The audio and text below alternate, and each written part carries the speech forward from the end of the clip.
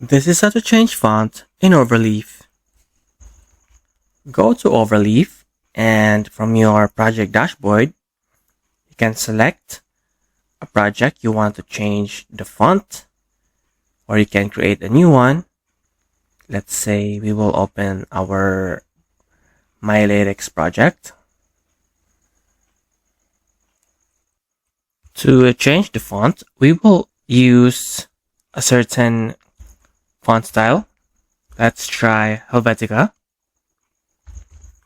Let's say use package and type Helvet.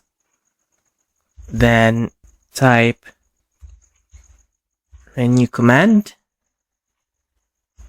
First parenthesis is family default, and the second will be SF default, and just click compile, and we have just changed the font style.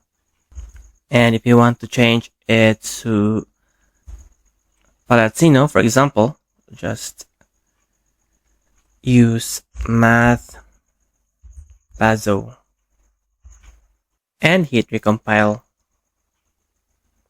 and the font has changed. So this is how to change font in Overleaf.